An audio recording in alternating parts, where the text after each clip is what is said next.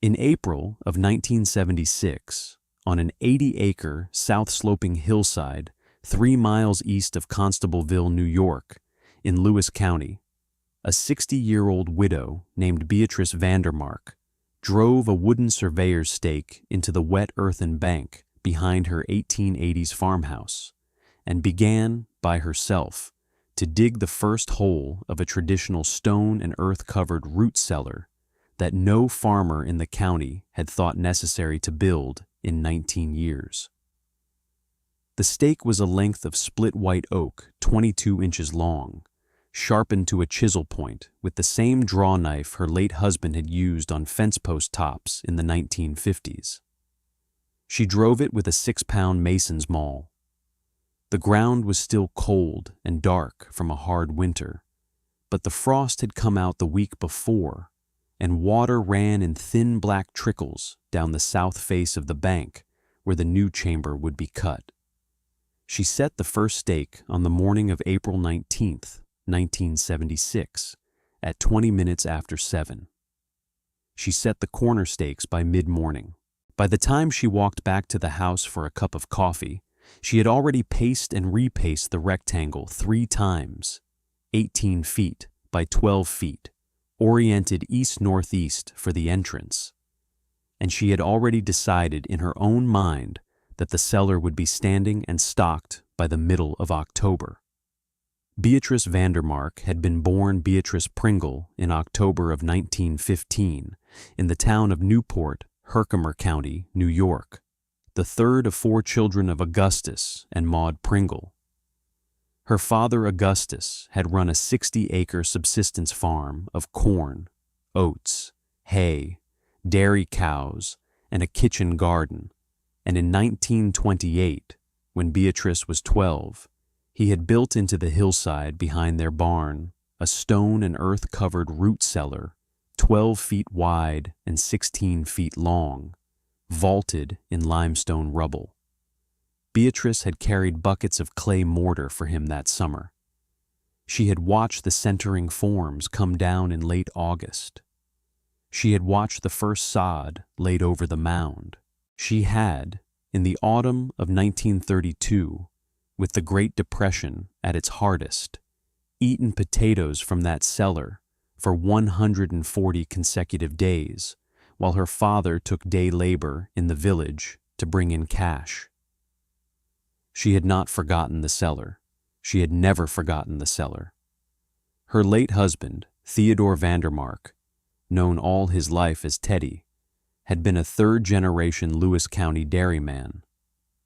The Vandermark place had been deeded to his grandfather in 1879, and the house had gone up in 1881 on a stone foundation laid by a Lyons Falls stonemason named Asa Hell Trowbridge.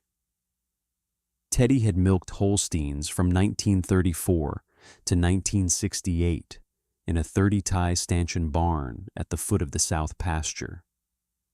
In 1968, his own father's failing health and the falling milk price had made him sell the dairy herd, and from 1968 onward, he had kept the farm in hay in 14 head of Hereford Cross beef cattle and in a 2-acre kitchen garden that Beatrice had worked alongside him. Teddy had died on July 11th, 1972, of a heart attack while haying the south pasture. He was 58 years old. He had been driving the Massey Ferguson 35 with the side delivery rake behind it, and the tractor had idled itself down the slope and into the fence at the bottom of the lot when he slumped over the wheel. The neighbor's boy, walking a heifer up the road, had been the one to find him. Beatrice had been in the house putting up the first cucumbers of the year. For 4 years after that, she had lived alone on the place. She had hayed by hiring out the cutting and baling. She had run the beef cattle with the help of a younger neighbor's son. She had kept the kitchen garden by herself. She had taken in no boarders, kept no dogs other than the old collie Teddy had named Daisy, and gone into Boonville for groceries every second Friday. She had said almost nothing about her grief to anyone, and she had not, for those 4 years, made any plan beyond getting through the next season. Then on the 3rd of March, 1976, sitting at the kitchen table in lamplight with a cup of black coffee, she opened a yellow legal pad and wrote, at the top of the first page, in block capitals, Root Cellar. She underlined it twice. She drew, from memory, the floor plan of her father's 1928 cellar. She added 2 feet to the length and 2 feet to the width. She drew the ventilation. She wrote down a materials list. She wrote down a labor estimate. She wrote, at the bottom of the page, the figure $1,800 and a question mark.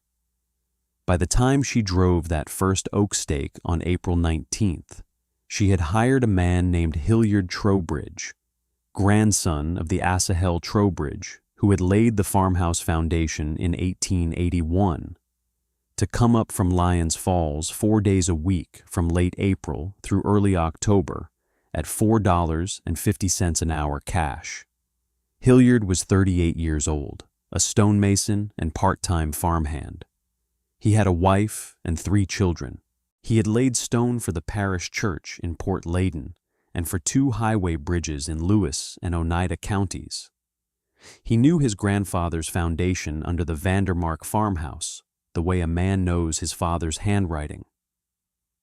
He came up the driveway on the morning of April 22nd in a green 1971 Ford F-100 with a pick, a shovel, a 6-pound maul, a 4-foot crowbar, and a coil of mason's line in the bed, and he did not ask, when he saw the stakes already in the ground, whether the widow was sure. He looked at the layout. He nodded once. He said, "Mrs. Vandermark, the east-northeast door is the right way to put it." And then he started digging. Word travels in a small village. By the first week of May, the project was known. By the second week of May, it was a subject of conversation at Birdsall's Hardware and Implement on Main Street in Boonville, 10 miles southwest, where a 55-year-old proprietor named Harlan Birdsall sold chest freezers, electric water heaters, deep well submersible pumps, and the propane fittings that went with the new tank installations he franchised through a wholesaler in Utica. Harlan had known Teddy Vandermark for 30 years. He had sold Teddy his last freezer in 1964. He stood behind the counter of his store on a Tuesday morning in early May with a cup of coffee in his hand and a Watertown Daily Times open on the glass top, and said to a customer he had been talking with about a new water heater, "Beatrice Vandermark is digging a hole in the bank behind her house. She is paying Hilliard Trowbridge $4.50 an hour to dig her a hole in the bank. She told my wife at the post office that she is going to put potatoes in it." Potatoes. In 1976. The woman owns 2 freezers. She has had electric service since 1947. He did not say it cruelly. He said it the way a man says something he intends to be repeated, and within a day, it had been. By the middle of May, the subject had reached the Cornell Cooperative Extension Office in Lowville, where the Lewis County agricultural agent was a man named Theron Mossman, 47 years old, a graduate of the Cornell College of Agriculture, a believer in rural electrification, frozen food lockers, and the bulletins his service produced on the modern preservation of farm produce. Theron Mossman drove out to the Vandermark place on a Wednesday afternoon in the 3rd week of May, ostensibly to talk about pasture rotation, and stood at the lip of the excavation for a quarter of an hour, watching Hilliard Trowbridge key the floor. He did not climb down into the pit. He said, when Beatrice came out of the house to meet him, "Mrs. Vandermark, the Extension Service has, since 1953, published a series of bulletins on home freezing that I would be very glad to drop off for you. I can tell you, as a matter of professional opinion, that the modern chest freezer at 0 degrees Fahrenheit will hold a vegetable in better condition than a root cellar ever did. Beatrice listened. She thanked him for coming. She did not argue. She walked him back to his state car and stood at the edge of the driveway while he turned around in the dooryard. And when he had driven off, she went back to the pit and helped Hilliard set the next string line.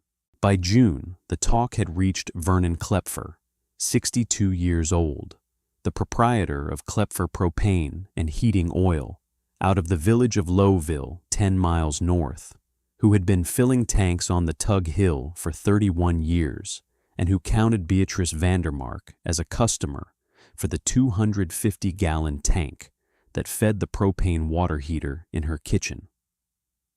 Vernon was a heavier man, slow in the back, with a habit of standing too long with his hands in his pockets.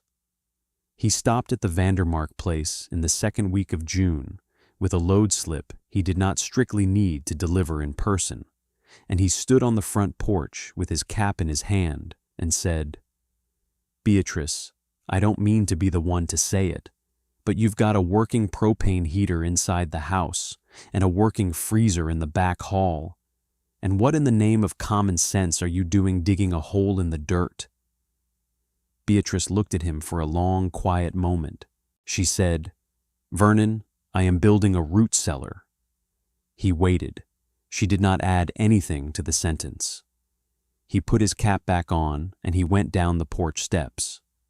And by July, the talk had reached Linwood Tarbell, 58 years old, the longtime postmaster of Constableville, who between his postmaster shifts sat at the counter of the Constableville General Store with a cup of coffee in front of him every weekday morning between 7:15 and 8:20, and who had a habit of making his opinions known to anyone who came in for a newspaper.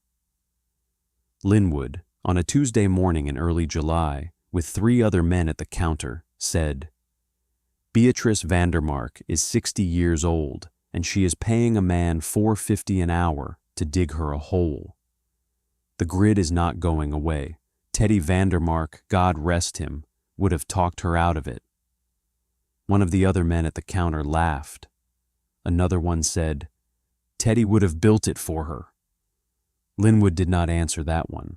Beatrice heard about all 4 conversations, in due course, from her neighbor's wife, who worked at the Boonville post office, from her sister-in-law who lived in Lowville, and from the woman who clerked at the Constableville General Store.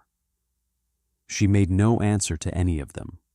She wrote down, in the brown manila folder where she kept the receipts, the cost of every bag of Portland cement and every gallon of diesel for the rented backhoe.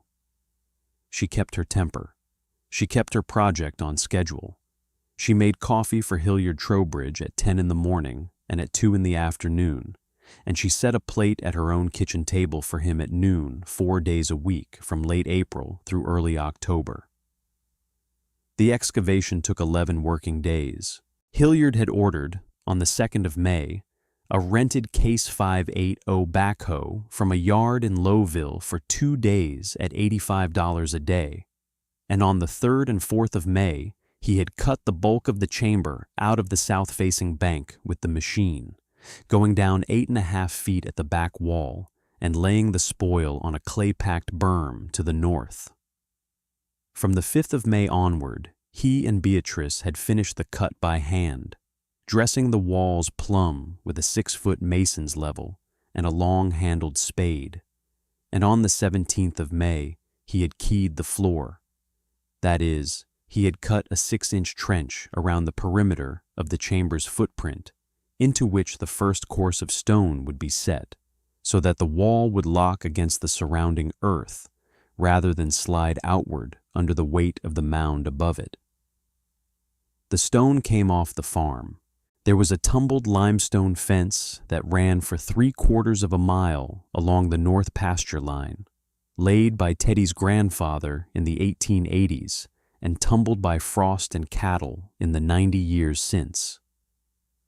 Hilliard and Beatrice, with the loan of a flatbed wagon and the neighbor's John Deere tractor, hauled limestone rubble from that fence to the Cellar site for 19 working days through the end of May and the first 2 weeks of June.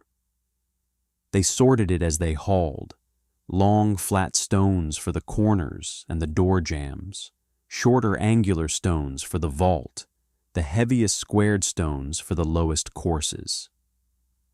The wall laying began on the 18th of June and went on, in increments of 2 and 3 courses a day, through the middle of July. Hilliard mixed his mortar in a steel wheelbarrow in a ratio of 1 part Portland cement to 1 part hydrated lime to 6 parts Mason sand, with just enough water to make it cling to a trowel, but not run. He laid the first course on a bed of mortar set directly into the keyed trench. He laid the second course breaking joint with the first. He worked at the rate, on a good day, of about 2 vertical feet of wall along one side of the chamber, and he kept all 4 walls rising together so that they tied to one another at the corners. Beatrice carried mortar in a 5-gallon pail. She handed him stones. She held the mason's level on the wall while he tapped a stubborn rock into plumb with the butt of his trowel. She learned by the end of June to read a stone before he asked her for it. The vault was the part that frightened most of the men who came by to look. A barrel-vaulted limestone rubble ceiling raised over a wooden centering form is not a thing a farmer puts up casually. Hilliard built the centering himself out of 2x8s and 3/4-inch plywood, cut to the half-circle profile of the intended vault, and he set it in the chamber on heavy oak posts on the 2nd of July. From the 3rd of July through the 24th of July, working from both sides up toward the keystone, he laid limestone rubble in a thick bed of mortar over the centering, packing the gaps and shimming with small stones and shards of broken brick. He set the keystones the long way, with their broadest faces bedded against the centering and their narrow faces pointing outward. He set the final stone of the crown at 4 in the afternoon on July 24th, 1976. He did not strike the centering for another 21 days to let the mortar cure. When he did strike it, on the 15th of August, the vault stood as if it had grown there. Through August and September, they raised the earth mound. Hilliard had a brother-in-law who ran a small grading outfit in Carthage and who came up with a rubber-tired loader for 3 days at the end of August to push the clay-packed berm from the excavation back over the chamber. The mound went on in lifts of about 8 inches at a time, each lift tamped down by foot and by the bucket of the loader and by the slow walking of a pair of borrowed Hereford steers around the perimeter of the mound to compress it. The final thickness over the crown of the vault was a little more than 3 feet of clay and earth fill, sloped at a gentle angle to drain water away to the east and west. Over that, in the last week of September and the first week of October, Beatrice and Hilliard laid green sod cut from the lower hayfield, in strips 2 feet wide, butted tight and tamped with the back of a spade. The ventilation went in during the 2nd week of September. A 4-inch galvanized intake duct ran from a register at outside grade on the south face of the mound, ducted through stone and through a small fieldstone box at the entrance to a low register near the cellar floor at the back wall, drawing the heaviest cold air down into the chamber. A 6-inch galvanized exhaust duct ran from a register at the high point of the vault near the entrance, up through a fieldstone vent stack rising 30 inches above the crown of the mound, capped with a copper-flashed cowl to keep rain out, drawing the warmer air at the top of the chamber out into the sky. Together, the 2 ducts gave a slow, continuous gravity-driven exchange of air through the cellar, the foundation of the cellar's keeping power. the way Augustus Pringle had built it in 1928, and the way his daughter had remembered it ever since.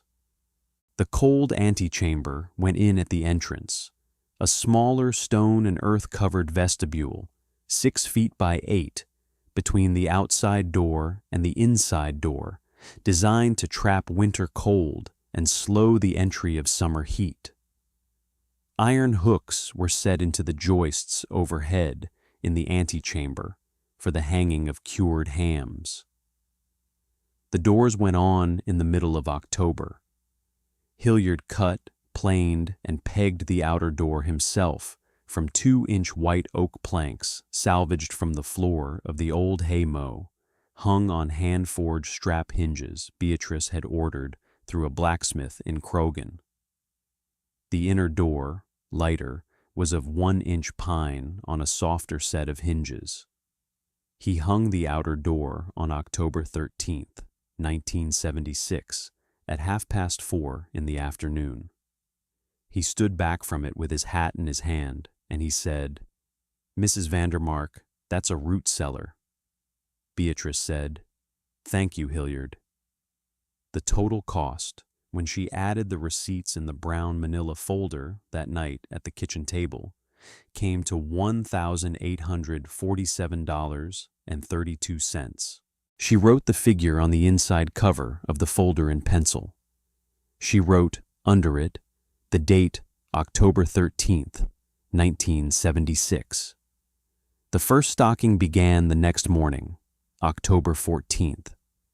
She had brought in 1,800 pounds of potatoes from the 2-acre kitchen garden, Kennebec and Katahdin both, dug between the 2nd and the 9th of October and cured for 6 days under canvas on the floor of the woodshed.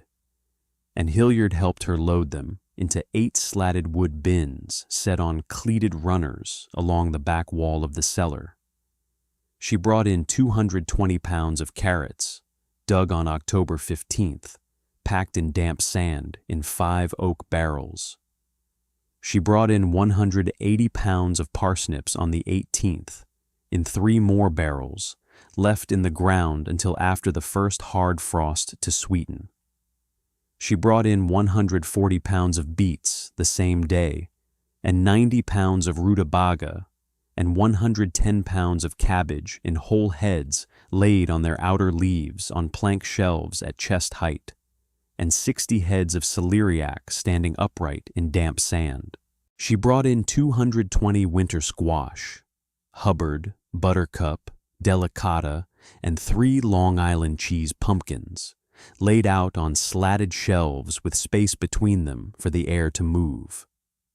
She brought in 14 bushels of apples, Cortland from the orchard nearest the road, Macoun from the middle row, Northern Spy from the 3 trees Teddy's grandfather had planted along the south fence in 1894, laid in shallow wooden crates lined with newsprint.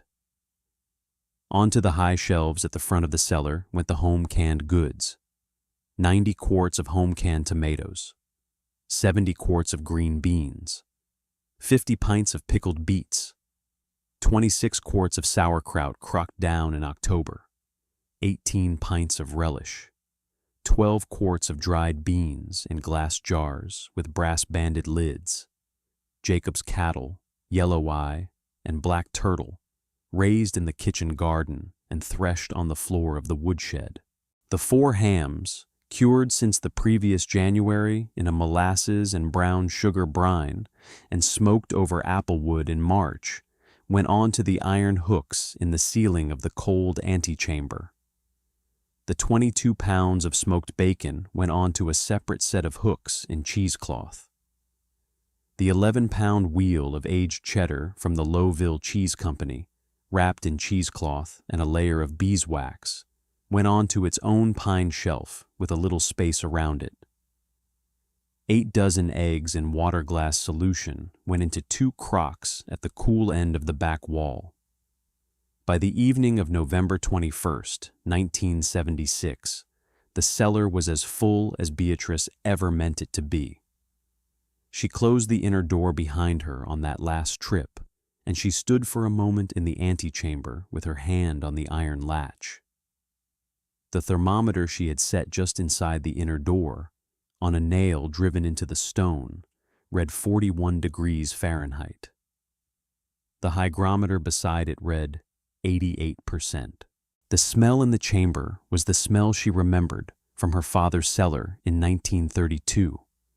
Earth, potato, apple, cured meat, the faintly mineral smell of cold stone. December passed quietly. The Vandermark farmhouse was warm.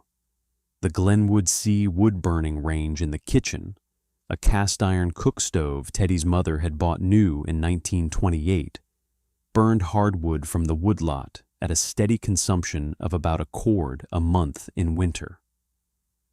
The pitcher pump in the cellar of the house, set on a deep-drilled artesian well by Teddy in 1959, delivered water at the steady cool temperature of 51 degrees Fahrenheit, summer and winter. The kerosene mantel lamps in the kitchen and parlor stood on their shelves with their wicks trimmed. The chest freezer in the back hall, the one Harlan Birdsall had sold Teddy in 1964, held a half a beef and a dozen loaves of bread. The first week of January 1977 was cold. The temperature on the morning of January 4th was -9 degrees Fahrenheit. The morning of the 8th, -14. Beatrice listened, on the small Zenith table radio in the kitchen, to WBRV out of Boonville for the weather and the local news. On the morning of Thursday, January 27th, the WBRV forecaster mentioned a clipper low coming down from Saskatchewan and a deep cold air mass already in place over Lake Ontario, and he mentioned the possibility, by Friday afternoon, of heavy lake-effect snow on the Tug Hill ridges and sustained winds out of the west and west-southwest of 30 to 50 miles an hour, with gusts higher. The snow began on Friday, January 28, 1977, at 14 minutes past 3 in the afternoon. Beatrice was at the kitchen window when the first flakes came across the south pasture. She wrote the time in the margin of the Lewis County Farmer Almanac she kept on the kitchen sill. By 5:15, the wind had picked up out of the west-southwest, and the snow was no longer falling vertically, but driving horizontally across the lower hayfield. By 6:30, the visibility had gone to less than 50 yards. By 8 o'clock, the visibility was 0. By midnight, the wind at the Watertown station, 50 miles to the north-northwest, was clocked at a sustained 51 miles per hour, with gusts to 67. On the higher ground of the Tug Hill, it was running, by every later reckoning, between 46 and 69 miles an hour, sustained with gusts to 84. Beatrice did not sleep well that first night.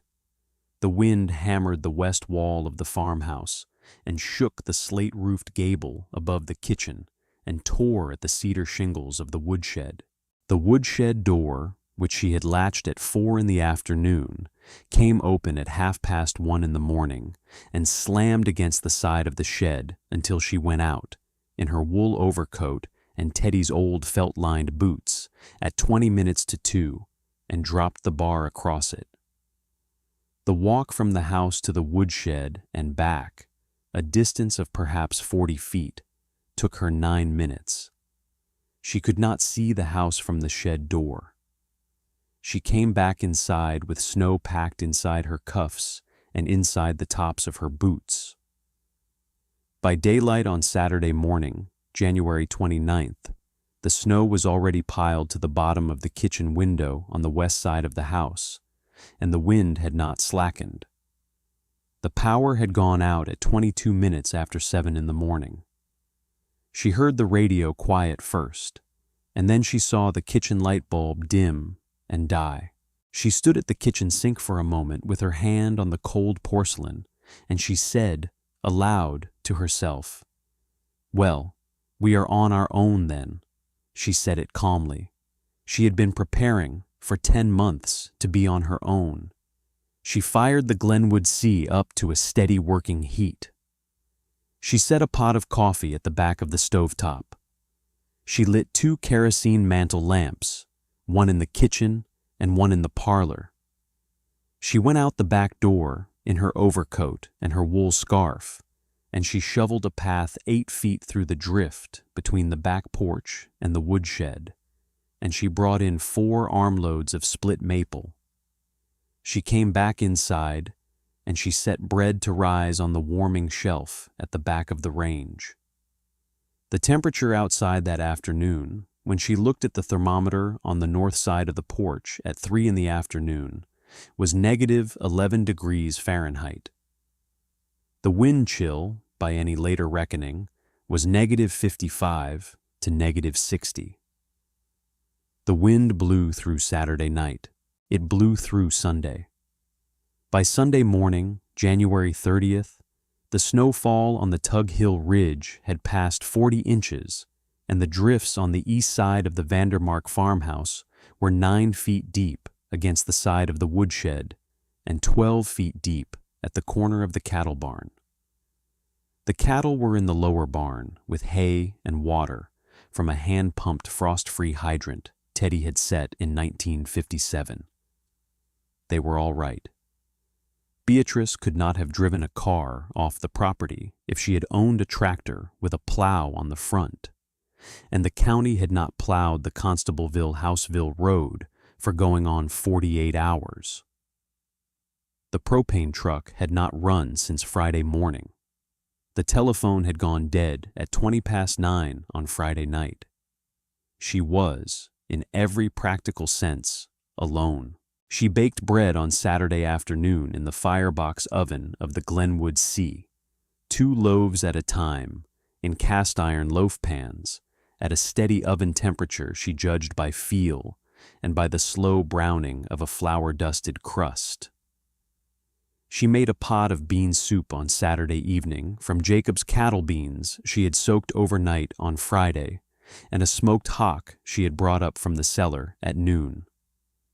She walked the path to the root cellar twice a day, once at 10 in the morning and once at 3 in the afternoon, through a tunnel cut chest-deep into the drift on the bankside path.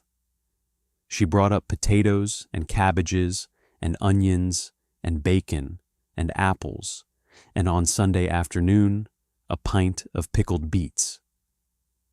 The root cellar held, by the dial of the thermometer on the wall inside the door, 39 degrees Fahrenheit.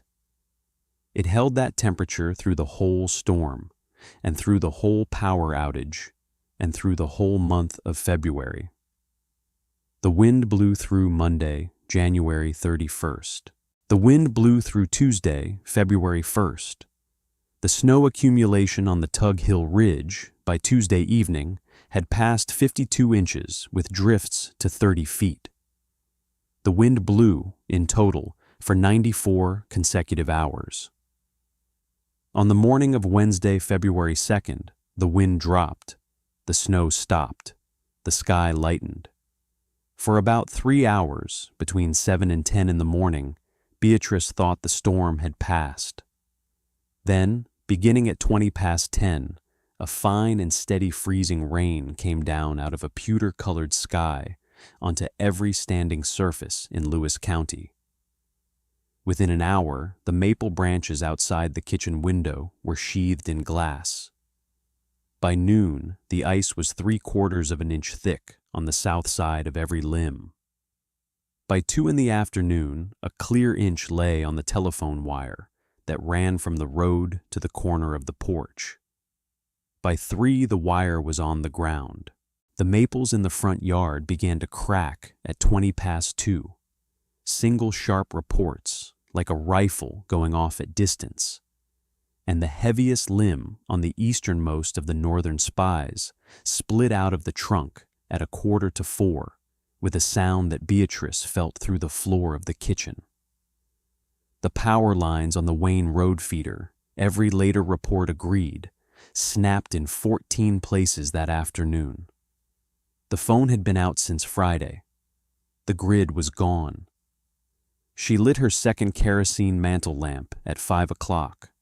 She put a kettle on the stove.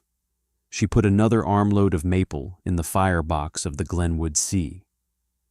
She sat down at the kitchen table with a cup of coffee and a pencil and the open almanac, and she did not panic, and she did not weep, and she did not pray aloud. She wrote in the margin of the almanac the time the wires came down. She wrote beneath that the words, Route Cellar, holding 39. The Lewis County Sheriff's Office began its first organized evacuations on the morning of Thursday, February 3rd. State DOT plows had cut a single travelable lane down Route 26 from Lowville to Boonville by 10 that morning, and National Guard tracked vehicles out of Camp Drum had begun to work the rural roads west of Lowville by 2 in the afternoon. Sheriff's deputies in four-wheel drive Broncos were riding behind the trackers, knocking on the doors of every farmhouse on every ridge road to ask whether the people inside had heat, had food, had water, and had any persons in need of medical evacuation. The first stranded man to come up the Vandermark driveway, however, did not come with a deputy. He came alone, on foot, in the dark, at 14 minutes past 11 on the night of February 3rd, 1977, hammering on the front door with the heel of a gloved hand. Beatrice opened the door. The man on the porch was 27 years old. His name was Wesley Trumbull. He was a propane truck driver out of Lowville for the same Klepfer Propane and Heating Oil, whose proprietor, Vernon Klepfer, had stood on this same porch the previous June, and he had jackknifed his rig on the Houseville-Constableville Road 4 hours earlier and walked 3 miles in the dark in a wind that had come back up out of the northwest at 20 miles an hour. He was wearing a Carhartt coat and the felt-lined boots of his trade. His eyebrows were rimed with ice. He could not, at first, get the words out. Beatrice took him into the kitchen. She set him on a chair beside the Glenwood Sea with his back to the firebox. She poured him coffee. She poured him a second cup. She cut him a slice of bread 1.5 inches thick from the loaf she had baked that morning, and she put butter on it and a thick slice of ham from the antechamber. She did not say anything for the first 10 minutes. She watched his hands come back to him. When he could speak, he said, "Mrs. Vandermark, I thought I was going to die out there." Beatrice said, "Mr. Trumbull, you are not going to die in this house tonight." She made him a bed on the parlor sofa with 2 wool blankets and a quilt her mother had pieced in 1922. He was the first. He was not the last. On the morning of Friday, February 4th, a Lewis County Sheriff's deputy knocked on the door of the Vandermark farmhouse at 20 minutes to 11 with a young couple in tow, whose names he gave as Mr. and Mrs. Burnham Faraday. They had been stranded on a snowmobile out on the back road north of Houseville since the storm broke on Saturday, and had walked the last 1.5 miles to the Constableville-Lowville Road through a chest-deep snow tunnel cut by a National Guard tracker. Burnham Faraday was 24 years old. His wife, Roxanne Faraday, was 22. They had been married 7 months. They had no children with them. They had a frostbitten thumb between them and a profound exhaustion in both their faces. Beatrice took them in. She put Roxanne in the spare bedroom upstairs and Burnham on a folding cot in the same room. She fed them stewed beef and potatoes from the cellar at the noon meal. On the afternoon of February 4th, the deputy came again, this time with an elderly farm couple from the lower end of the Wayne Road. Mariah Coddington was 71 years old. Her husband, Norwood Coddington, was 73. Their oil furnace had failed at 5 in the morning of February 3rd, and they had spent 31 hours wrapped in blankets in their kitchen, with the oven door of an electric range open against the cold, until the deputy and the National Guard sergeant had broken through the drift across their dooryard at 9 that morning. Mariah Coddington's hands were stiff. Norwood Coddington was running a low fever. Beatrice put them in the converted East Wing sewing room where she had set up a daybed 3 winters before, and she heated water on the Glenwood Sea and gave Mariah a basin of warm water to soak her hands in, and she gave Norwood a cup of broth and a hot stone wrapped in flannel for his feet. On the morning of February 5th, a National Guard tracker brought a stranded driver up from a snowbound car on the Constableville-Boonville Road. A 19-year-old college student named Yvette Tarbell, daughter of the Constableville postmaster Linwood Tarbell, who had been driving home from SUNY Potsdam on Friday afternoon and had spent 2 nights in her car under a quilt with the engine off for the last 16 hours of it. She was hungry. She was unhurt. She was the daughter of one of the men who, 6 months earlier, had sat at the counter of the Constableville General Store and called Beatrice's project foolish. Beatrice took her in. She gave Yvette a chair in the kitchen and a cup of cocoa made with milk she had set down in the cold pantry on Wednesday before the lines came down, and she did not at any point in the days that followed mention to Yvette what her father had said. Yvette stayed 8 days.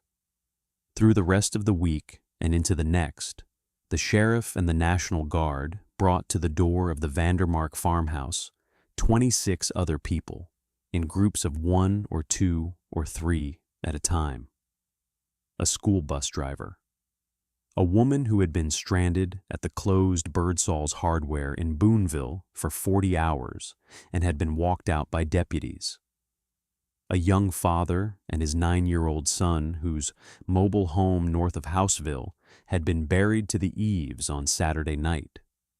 A pair of state DOT plow operators whose front-end loader had thrown a hydraulic line on the Constableville-Boonville Road.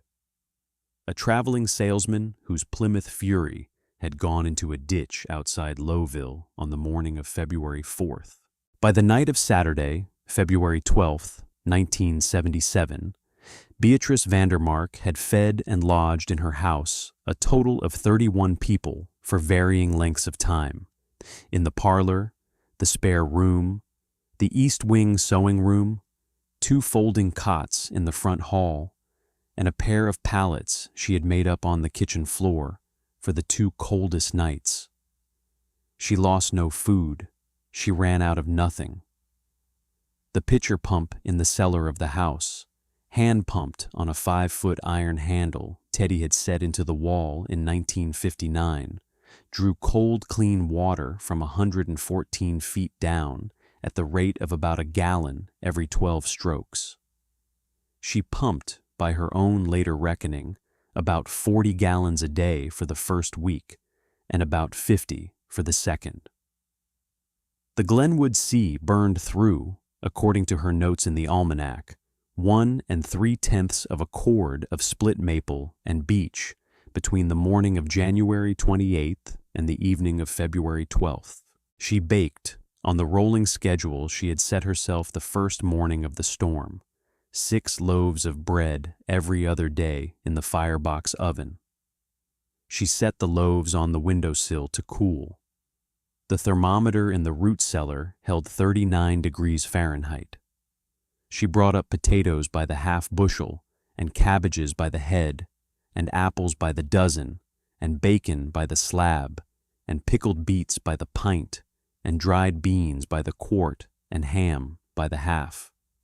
She had, in inventory at the start of February, food enough to last her through the end of June, and at the start of March, after feeding 31 people for varying stretches over 9 days, she still had food enough to last her through the middle of May.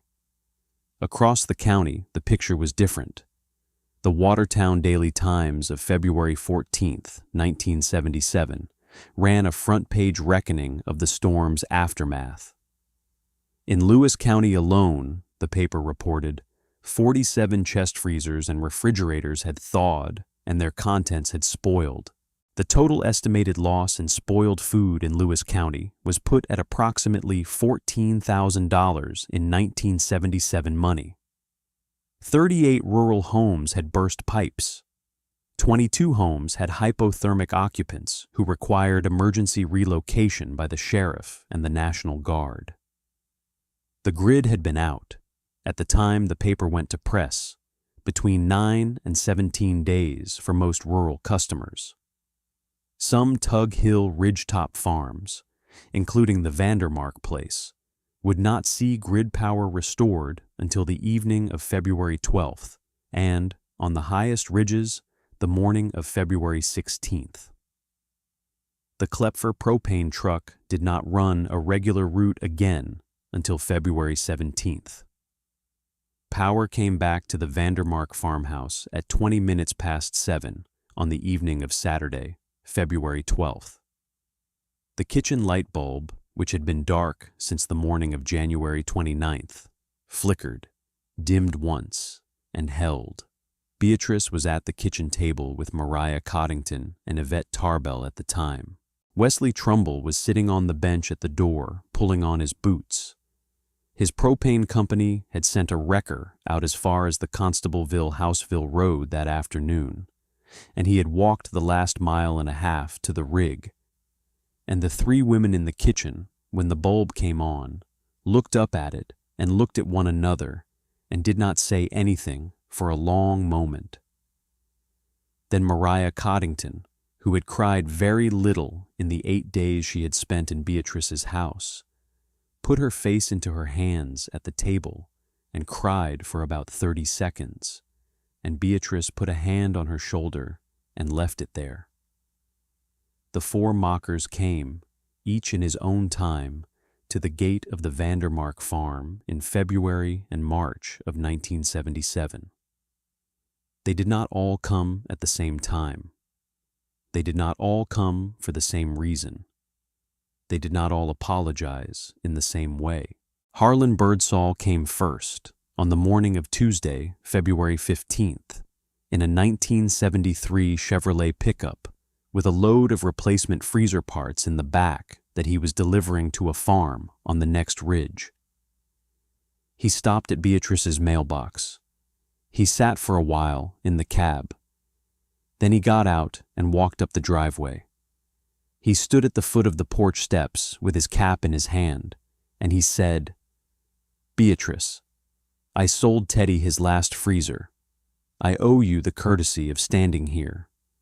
The chest freezer is a fine thing in fair weather. I do not retract that. But I should not have said what I said at the store last May about the hole in the dirt. I am sorry for it." Beatrice came down the porch steps, and she shook his hand on the bottom step, and she said, "Harlan, the freezer is a fine thing. The cellar is a fine thing too. They are not the same thing." He nodded twice. He went back to his truck. He did not stay for coffee. Theron Mossman came on the afternoon of Friday, February 25th, in a state car, with a 35mm Pentax camera in a case on the seat beside him. He stood at the lip of the Cellar bank for 10 minutes that afternoon with Hilliard Trowbridge, who had driven up from Lyons Falls at Beatrice's invitation, and he asked questions about the ventilation, about the mortar mix, about the centering, about the door, about the keying of the floor. He took 11 photographs by his own later count. He sent Beatrice a letter on Cornell Cooperative Extension Service letterhead on the 8th of March, in which he wrote, in part, "Mrs. Vandermark, I was wrong last May. I came out to your place to tell you about the freezer, and I should have come out to ask you about the cellar. With your permission, I would like to write a bulletin on this design for the use of the homesteaders of this state. The service will credit you and your grandfather as the design's originators. Beatrice answered the letter on the 12th of March. She gave her permission. She corrected one fact. The originator was her father, Augustus Pringle, not her grandfather. She enclosed a hand-drawn plan of the 1928 cellar. Vernon Klepfer came one evening in the first week of March in his own pickup, without a load slip. He stood on the porch with his cap in his hand, and he said, "Beatrice, I had a lot of customers without heat in this county for 9 and 10 and 17 days. I had a driver of mine spend a night at your kitchen table. I am not going to make a long speech about it, but you and that hole in the ground were right, and I was wrong, and that is what I came to say." Beatrice asked him in for coffee. He came in. He stayed for 40 minutes. He never raised the subject of the cellar with her again. Linwood Tarbell did not come to the gate. He saw Beatrice for the first time after the storm at the counter of the Constableville General Store on a Tuesday morning in the second week of March, when she came in for a half-pound of coffee and a tin of baking powder. He stood up from his stool. He took off his cap.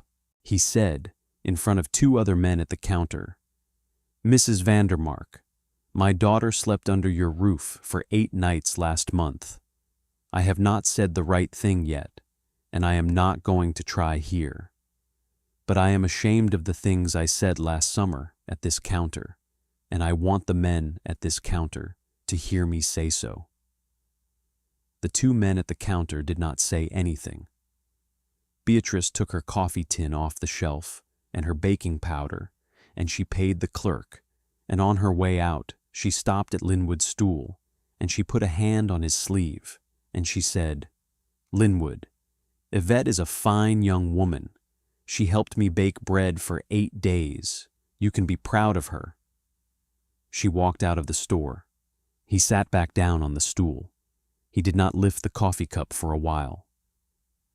Hilliard Trowbridge got his first new root cellar contract on the morning of Monday, March 14th, 1977, from a farm couple on the No. 4 road south of Lowville. He got his second on the 22nd of March. He got his third on the 11th of April, and his fourth in the first week of May. By the end of 1977, he had built 5 new cellars on the Vandermark design. By the end of 1980, he had built 18. By the end of 1985, the number of cellars built in northern New York that could be traced, by drawing or by visit or by spoken instruction, to the Vandermark design, and behind the Vandermark design to the Augustus Pringle design of 1928, had passed 60. The Cornell Cooperative Extension Service issued, in October of 1979, Bulletin 79-114, Traditional Root Cellars for Cold Climate Homesteads in New York State, 28 pages, with 11 photographs and 4 measured drawings, written principally by Theron Mossman. The bulletin gave a full credit on its second page to Augustus Pringle, 1873 to 1958, of Newport, Herkimer County, New York, and to his daughter, Beatrice Vandermark of Constableville, Lewis County, New York, without whose 1976 reconstruction of her father's 1928 design this bulletin could not have been written. The service printed an initial run of 2,000 copies. It reprinted the bulletin in 1981, in 1984, and in 1988. The Lewis County Historical Society cataloged the Vandermark cellar in the spring of 1986 as the first entry in its newly established Historic Vernacular Architecture Survey of Lewis County, with a measured drawing by a graduate student in historic preservation from Cornell University, and a photograph taken in the autumn of 1985 of Beatrice Vandermark at the age of 70, standing in the doorway of the antechamber with a basket of Cortland apples on her hip. Beatrice Vandermark continued to live alone on the 80-acre farm 3 miles east of Constableville for 21 years after the storm. She kept the kitchen garden through 1994, by which time she was 79 years old, and the garden had been reduced from 2 acres to half an acre. She kept 4 head of beef cattle through 1990. She kept the cellar in full use every year. She stocked it every fall. The inventories vary, year to year, between 1,300 and 1,800 pounds of potatoes, between 180 and 240 pounds of carrots, between 2 and 3 hams, between 8 and 14 bushels of apples, and she emptied it every spring. She corresponded, in those years, with 12 different families in 7 different counties who had built cellars on her design, and she answered every letter in her own hand. She died on the morning of March 8, 1998, at the age of 81, in the upstairs bedroom of the 1880s farmhouse, of complications from a stroke she had suffered 11 days before. Her funeral was held on the 11th of March at the United Methodist Church in Constableville. Hilliard Trowbridge, then 60 years old, was one of the pallbearers. Theron Mossman, then 69 and retired, attended. Vernon Klepfer had died in 1991. Linwood Tarbell, then 80, sat in the 3rd pew with his daughter Yvette, then 40 and a granddaughter of 7. Harlan Birdsall had died in 1989, but his widow attended in his place. The farm passed by Beatrice's will to her sister's granddaughter, Selma Pringle, then 29, a high school art teacher in Utica who had spent every summer of her childhood at the Vandermark place. Selma Pringle moved into the farmhouse in the summer of 1998, and she has lived there since. She stocks the root cellar every fall. She digs her own potatoes from the same kitchen garden, in smaller quantities than her great-aunt did. She keeps 4 laying hens and a small flock of sheep. She has had, by the count of the Lewis County Historical Society, more than 400 visitors to the cellar since 1998, including agricultural agents from 3 states and graduate students from 4 universities, and a delegation in the autumn of 2014 from a sustainable agriculture program in Vermont who measured every dimension of the chamber and went home and built 3 cellars on the Vandermark plan in the Northeast Kingdom the following summer. The cellar still holds, in midwinter, 38 to 42 degrees Fahrenheit. The pitcher pump still draws water at the rate of a gallon every 12 strokes. The Glenwood Sea still stands in the kitchen, though Selma Pringle uses it only on the coldest mornings and cooks otherwise on a propane range. The brown manila folder with the receipts from 1976, totaling $1,847.32, is in a glass case in the parlor, along with the yellow legal pad on which Beatrice wrote, on the 3rd of March, 1976, in block capitals, the 2 words root cellar, and the hand-drawn plan she sent to Theron Mossman in March of 1977. Above the case, in a simple oak frame, hangs the photograph from the autumn of 1985.